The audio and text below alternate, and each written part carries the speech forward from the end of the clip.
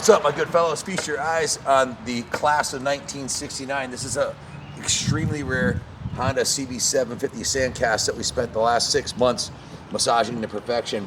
6,717 original miles, purchased from the son of the original owner. I have the original title when he purchased it from the dealership in '71.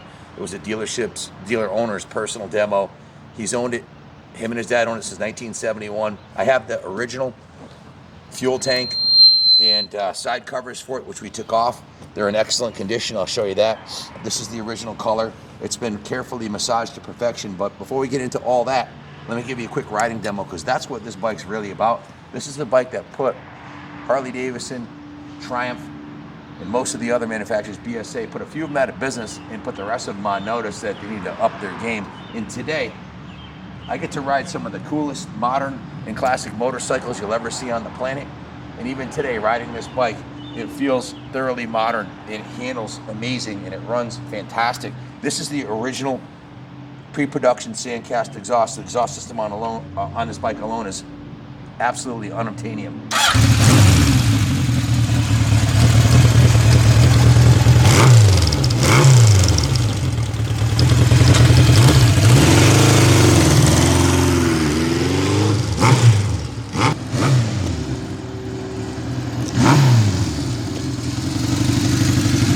Bike is an absolute joy, not only to look at, but to ride, which is not always the case with classics. This thing's an absolute diamond.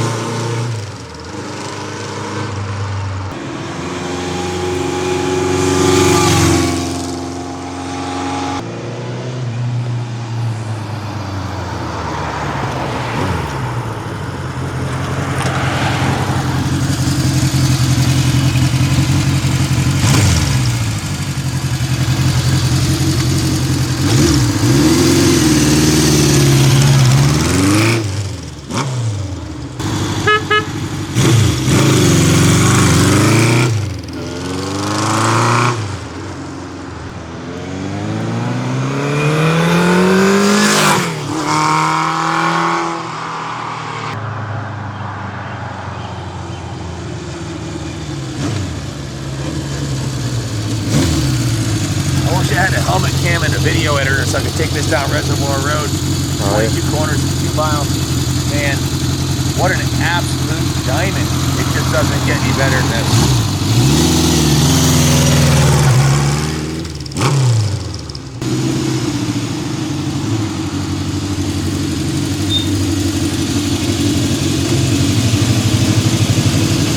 Welcome to the New England Motorcycle Museum. 4 football field long floors of classic motorcycles.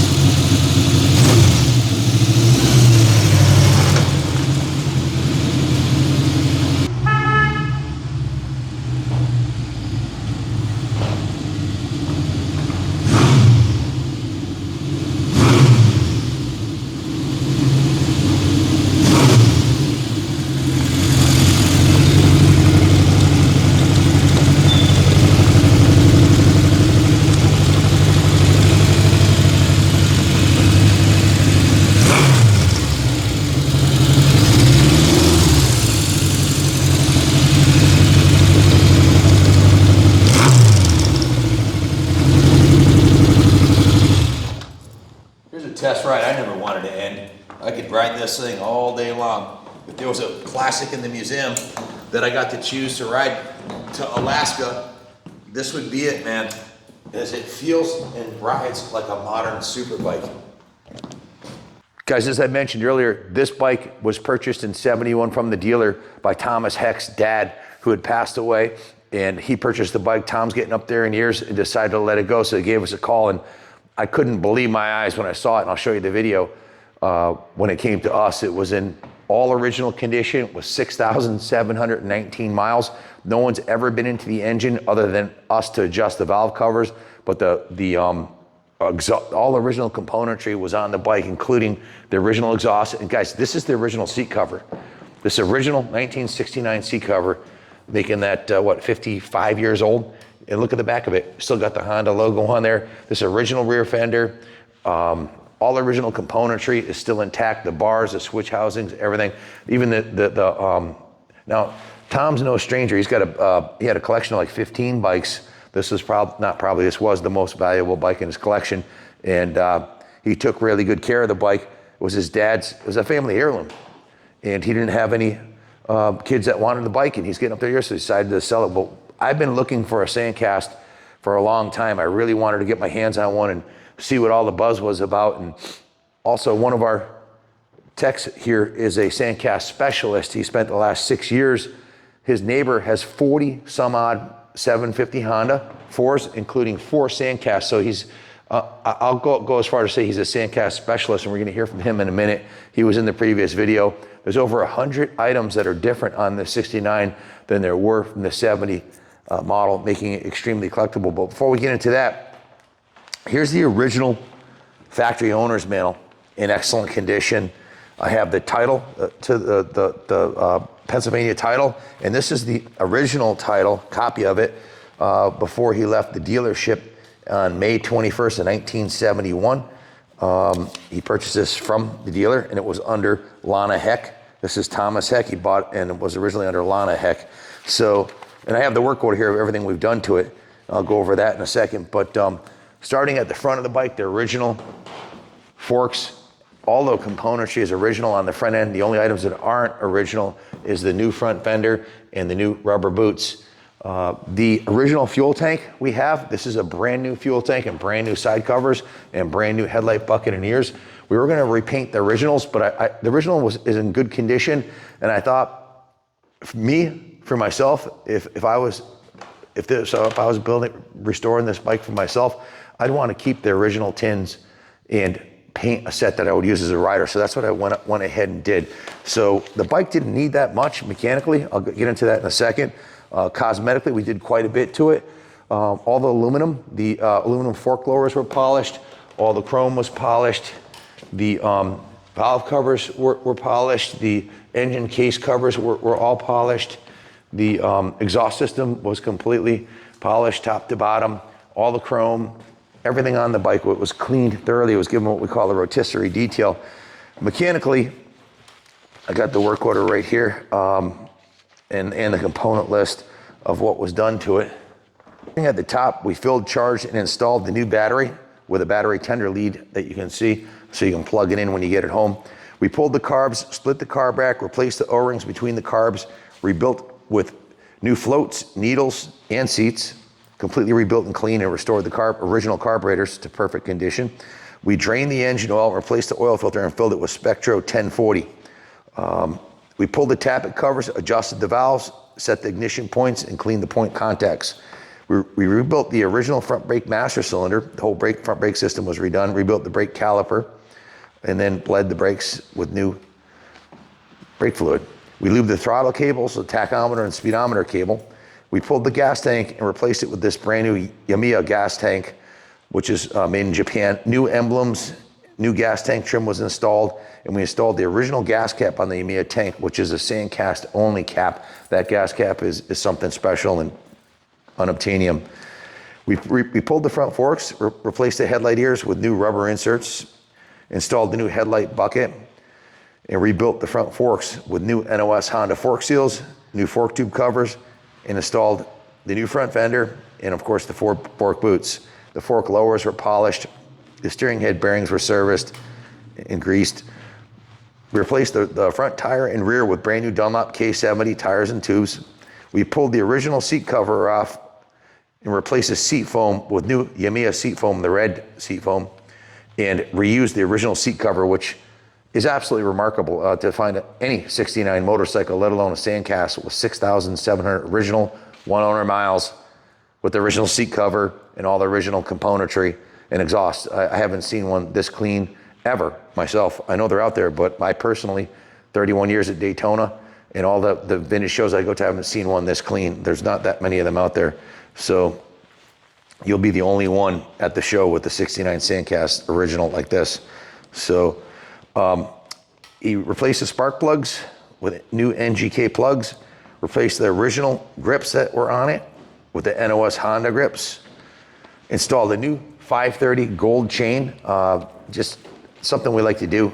The gold chain makes it look like a work of art.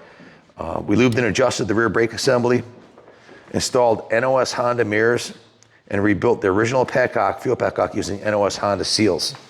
So those are NOS Honda mirrors, NOS Honda grips, and as I mentioned, all the hardware on the bike, all the nuts and bolts, all the screws, everything, the shocks, or the forks, everything's original Honda, and it's an absolute diamond. At this point, I want to introduce you to the gentleman, the mastermind who restored this motorcycle. This is Justin Harris. How you doing, Justin? How's it going, Ken? He's definitely a expert in the Sandcast, having a neighbor who for the last 5 years or 6 years has taught him everything he knows about the Sandcast. And he actually has a turbocharged, what year's your 750? A 1971. 1971 750 Honda that's downstairs here with a turbo on it, the only one I've ever seen. And when I met him, I bought 3 CB750s and a CBX also, didn't I? Or no, you actually sold that for you later. Yes, yeah, it was 4 CB750s. I bought four. Okay, 4. I buy a lot of bikes, I don't remember. But when I met him, I bought 4 classic CB750s off of him that he had restored, and they were all awesome bikes. So that night, I made him an offer to come aboard on the team here, and he accepted it, and he's been with us ever since. This bike came in, the video, that link that's below this video in the eBay ad, or if you want to see the video, just punch in, see, I'll put a link to it. I'll put a link to the video in the description of this YouTube video. We actually, want to hand me the mic? Yeah, we actually, sorry about the poor acoustic quality, but in any event, so it should be better now. I lost my train of thought. Okay, the original video where we restored, when the bike came in, you'll see the unrestored condition, exactly the way it came out of his garage where it sat for the last, well, it's been in there for 54 years, right? Yeah. Or actually 52, because they bought it in 71.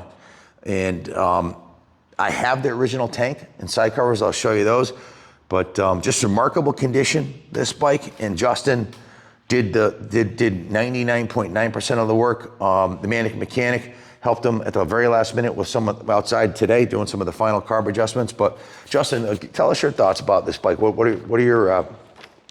This is such a phenomenal bike, and I understand why these are so legendary now after restoring this one and hearing it run and riding it. It really is second to none, and I see why it hit the market so hard in 1969, because this is not like anything else that was on the market during that time. This really is a phenomenal collector's bike. I'd love to own it myself. I hope to own one myself one day. Just after riding this, I've owned a lot of CB750s, and this one's just unique. The sound of the exhaust is unique. When you rev it up, it has a deep bass tone to it, and that's unlike the later ones. The later ones are a little more raspy, but this one it's just a great sound, great running bike.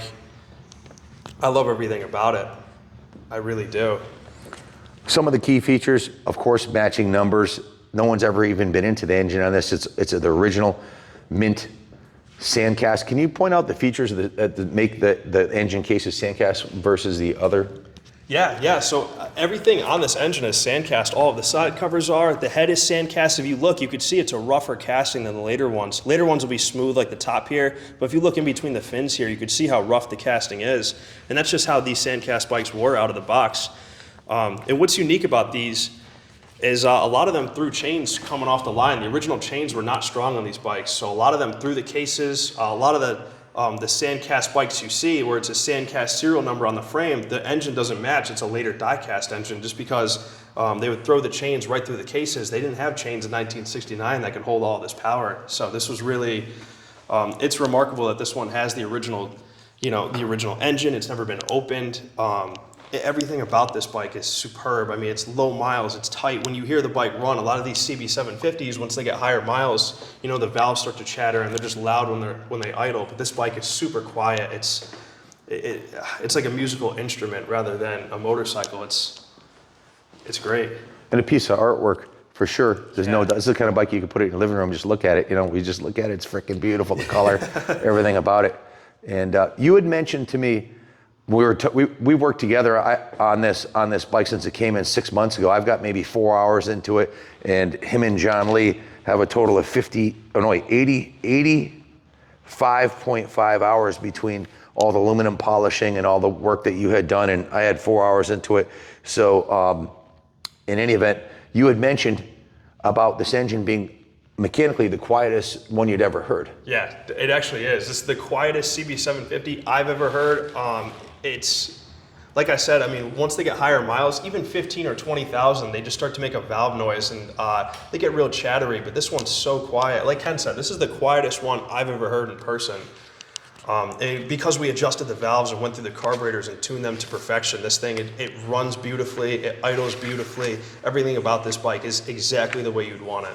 Just to be clear, you had told me that it was the quietest one, and I reiterated that, but that's true. And I didn't really think about it till after you had said that. And the first time I rode this bike was today, and I went out this afternoon on it. It just blew me away. The clutch, the transmission, the exhaust note. Now I had a 70. If you punch in Kaplan 1970 CB750, I had a gold one that was absolutely stunning, like this. It had a little bit more miles. I think it was just under 10,000, and that bike blew me away at how good that one ran and sounded. And this one is just next level. I can't imagine it being any better than this. No. The way it runs, the way it idles, the way it starts, electric start and kick start. And the looks, it's absolutely freaking stunning. This is a Concourse quality motorcycle, Concourse quality restoration. This is the original paint on the frame on this bike, guys. The original exhaust system, all the componentry other than what I mentioned, the tank, side covers, front fender, and a few other components. These are all original, which is unheard of, especially for any 55-year-old vehicle, let alone a Sandcast. So right. We got quite a bit invested in this motorcycle in time and money. We paid a premium for it when we got it, and it's been there's a little fuel drop on there, but check out the VIN number on that thing. Matching numbers, all the chrome panels are mint. It's just a diamond. Justin, why does this sound different than a 1970 KO? Yeah, so this has the original Lotus Roots exhaust, and this is a much thicker wall material than what they would have in a later bike. You know, a 1971 would have, you know, the same looking exhaust, but it's really not. The insides are actually different on this Lotus Roots exhaust, and the thicker wall material just makes it have a deep, you know, bass drum sound compared to the later ones that are a little more raspy. And I prefer this. After hearing this in person, I almost want to find a Sandcast for my later CB750s just because it's a phenomenal sound. It sounds far better in my opinion. Do they exist? Are they available? And what would a nice set of Sandcast exhausts set you back? Oh, these are not available. Even, you know, a reproduction set would run you $2,500, and a set like this, if you were to find it, would be, you know, you're talking $4,000 or $5,000 for a used set in this condition, just for the exhaust. What does Lotus Roots stand for? That was just the type of exhaust. That's what Honda named it, was the Lotus Roots. Guys, he went through a complete dissertation of the 100 or so different items. It's in the video in the link below if you're interested in finding out the history of the Sandcast. We didn't want to get into that too much in this video because we already shot one with all of his information in there, and also shows the bike in the as received condition before we even washed it, just rolled it out of the trailer, which is pretty cool. And if I was buying a classic bike, I'd want to know it wasn't dropped, it wasn't a lipstick on a pig. So you'll see the original 6,719 mile bike as it rolled off the truck. And I struggled a little bit when it came off. I was like, okay, we could just leave the original tank and side panels and everything on here and detail it, and it would be spectacular. But Justin wanted to do the EMEA tank conversion, and for me, it made sense to protect the tank that it came from the dealer in 1971. Is on the table over here. I'll show you that. So that's what we did. And the fact that it has new seat foam, but the original seat cover, any 50-year-old classic, if you didn't replace a seat foam, it's like riding on a brick because it just turns to crumbly brick and leaks out the bottom and stuff. And this seat foam is spectacular, and it's also red like the original seat foam. So just a remarkable piece. Yeah, we tried really hard to maintain every single finish that was on the bike. We didn't, a lot of times when people are doing restorations, they'll throw a new master cylinder on it or a new caliper, but we wanted to maintain the originality at any cost for this bike. So we rebuilt every component using all NOS Honda stuff, just to make sure that we kept the originality of this bike. We didn't want to tarnish it in any way. End of the channel, you know, every dirt bike that I bring through the shop, I always say check the engine cases on the bottom and check the frame rails, because it's and on a classic like this, I suggest doing the same thing. So if you look, you'll see the pipes are in excellent condition. There's no damage on this exhaust system at all. The engine cases are spotless and oil-free, and like they just came out of the dealer in 1971. This is a bike you park on your living room floor without putting a drain bucket underneath it, because it's a spectacular Honda. Here's some more evidence to the Sandcast engine cases. You see the little imperfections on the sand cases. That's where they came from the factory. A little rough surface compared to the non-Sandcast models. Just a spectacular piece of motorcycle history. The Honda CB750 Sandcast is an air-cooled transverse inline four-cylinder engine made by Honda over several generations since 1969, 41 years later to 2008, the same basic configuration with an upright or standard riding posture. It was also often called the original universal Japanese motorcycle, and also this is regarded as the first motorcycle to be called a super bike. In one ride on it, and you'll understand why. It's so much better than any other motorcycle that existed in 1969. It's not even funny. And again, one of the main reasons some of the other manufacturers struggled, because people knew they could buy a bike this good, and the magazines wrote them up as being that spectacular. Why would you buy a leaking British bike with questionable electronics on it? So 68 horsepower it was rated for, which is pretty freaking remarkable. And it would rev to 8,000 RPM with 44 foot-pound of torque at 7,000 RPM. 5-speed manual, chain final drive, just light years ahead of anything that existed at that time. The inline four-cylinder engine configuration and the layout had been used in racing engines prior to World War II, but Honda popularized and brought it to the mainstream with the CB750, and that became the dominant sport bike engine layout to this day in 2024.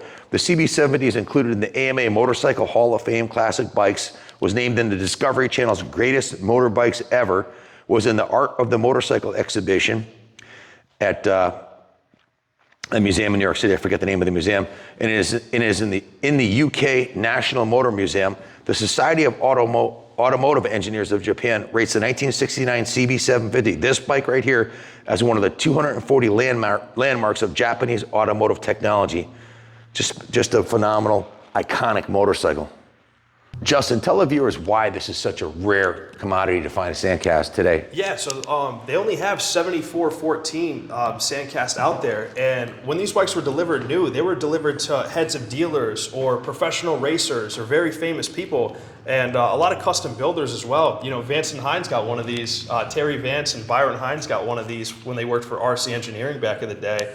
And they would design aftermarket parts based off of the Sandcast engine. So a lot of them got torn apart right out of the box, and were turned into choppers or race bikes, or torn apart to design parts for those applications as well. So there's really not many of these left. You know, we're lucky if there's a couple thousand of these left. There was 7414 to start. You know, if we break 2,000, we'd be very lucky. There is a registry out there with less than 1,000 bikes in it. So, and very few of them would be original exhaust and original engine with 6,000 miles. It's basically impossible to find one in this condition. Yeah. The ones that I do see are chopped up. They're choppers or. Matter of fact, you mentioned that a guy messaged us yesterday with a Sandcast, original Sandcast engine and frame, but it was a chopper, and it was sitting in his backyard for 30 years, but it's still worth restoring because they're so rare. This one, I would say, once a cucumber becomes a pickle, it's very hard to get it back to cucumber status. This has always been a cucumber. It's been loved and maintained by the same family since new, and us here at the museum, we have the resources most other people don't, and we spent the last 6 months and threw a lot of time and money at this bike to take it from the original unrestored 6,700 mile to this museum quality restoration, using all the original componentry wherever possible, including the shocks. Those are the original shocks on this bike. It's just a remarkable piece. How do we close it? I could keep rambling about this all day long. And how many minutes we into this video, Ron? About 25. Our normal bike video is like 6 to 8 minutes. We've got this 25-minute video, and the one when it came off the truck is over 20 minutes. So we've got almost an hour of footage on this bike, for good reason. So if you want to know more about the Honda Sandcast and anybody you know, unless they're a Sandcast guru like this guy and his neighbor, watch the video that's in the link below, because he goes over pretty much all the differences, right? Did you leave anything out? Yeah, there is over 100 differences with these bikes, and I don't believe I left any out. There is a lot to note, but I think we nailed it on that first video. This will be chained up on the 3rd floor of the museum, where it'll be safe, because I don't want anybody to ride this thing. So yes, it's up for sale. No, we don't want to sell it. Yes, we'd love to keep it here if you decide to purchase it, if you're the winning bidder. We also offer financing through Freedom Road. They will finance these highly valuable classics, and all proceeds from the sale of this motorcycle goes to support the New England Motorcycle Museum. We're a 501c3 nonprofit. We have a ridiculous amount. We paid up for this bike. I paid a lot of money for this bike because of what it is, and it's worth a lot more now than when we got it. So the sale is going to a great cause supporting the museum.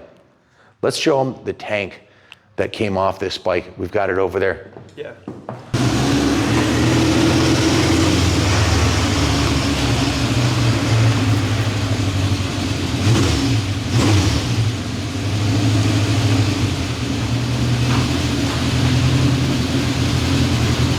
Of all the bikes, I was just thinking, of all the bikes in the museum, if I had to pick one as a bike to ride for sport riding and just daily riding, this would be it, because it's so far superior from anything from that era that can possibly even compare.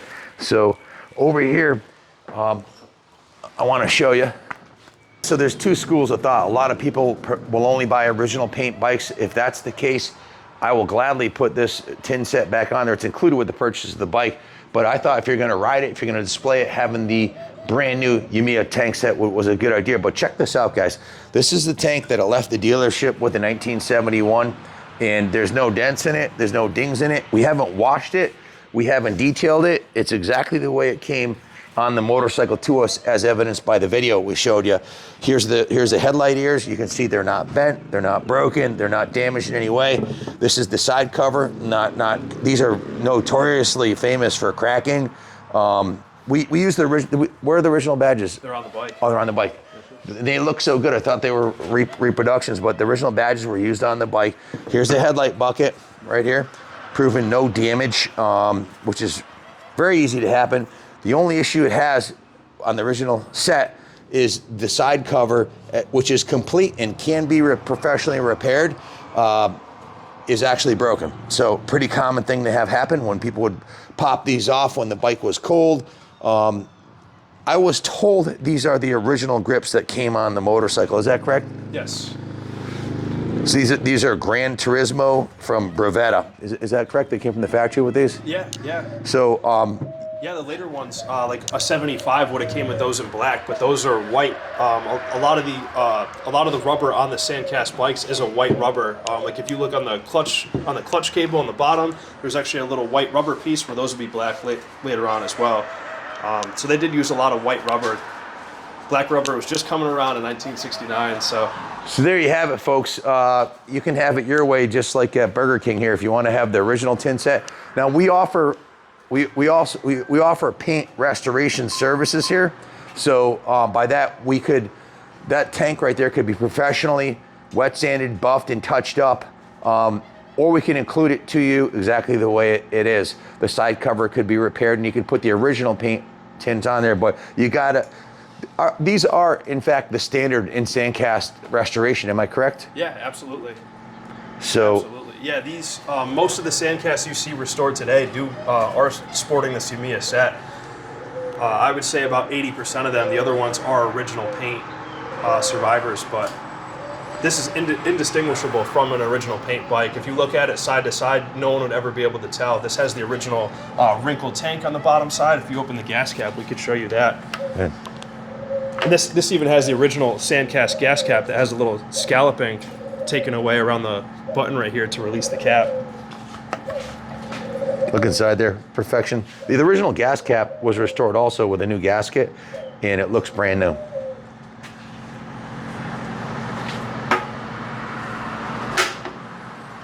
Anything else you'd like to add about this spectacular machine? Oh, it's been a fun 6 months watching you massage this thing to perfection, and I got the pleasure of riding it, something I've always wanted to do, and I got the pleasure of owning it for the last 6 months, and the excitement of purchasing it and waiting for it to show up, and I get great joy from doing this, taking these classic bikes and bringing them to the next level. It's why I do this. So it's why I invested $7.5 million restoring this 1814 building and then filling it with millions of dollars of classic motorcycles. So I get great joy from doing this.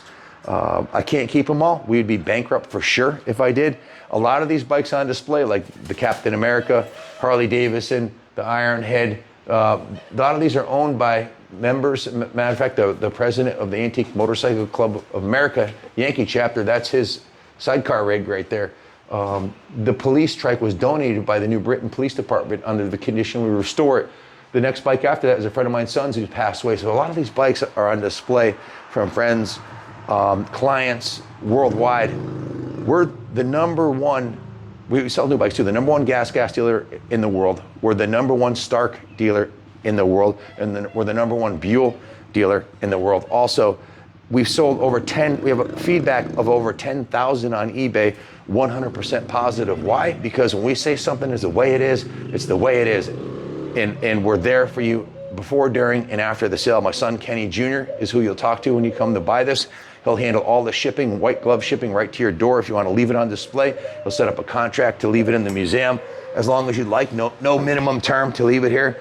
If you want to buy it, we can help you with the financing. We'll ship it. You can fly into Bradley International Airport. We can Uber you over here, and you can ride it home if you'd like. So that's why we are the number one seller in the world today of classic motorcycles. There's not a single company in the United States of America or worldwide that I know that resells and restores as many classic motorcycles as we do here at Kaplan Cycles and the New England Motorcycle Museum. And we are all obsessed with motorcycles. This guy right here, how many turbocharged motorcycles do you own at this point? We're on number 8 right now. So we've nicknamed him Mr. Turbo. He has a CB750 downstairs with a turbo on it, a vintage one like this. He just turbocharged the world's first gas 450. So, and there's a lot of legends of the industry, like the Manic Mechanic and Bill Kelly and Bill Blythe, and my team is second to none. So, and that's why we're first in all these categories, because we're second to none. So when second place won't do, buy it from Kaplan Cycles. This is a bike that a friend or family member would want to bid on this. I'd say bid high and win it, because I don't know, and I don't think I'll ever get another one quite this nice with this low mileage with full provenance back to the original owner. So it's a priceless piece, an iconic, classic, investment quality machine that you're just not going to be able to replace. So it's definitely an amazing machine. It's been an honor to spend the last 6 months working on this thing with him. So thank you all for watching. God bless Mr. Honda for designing and building this master crafted piece of motorcycling history. And God bless America.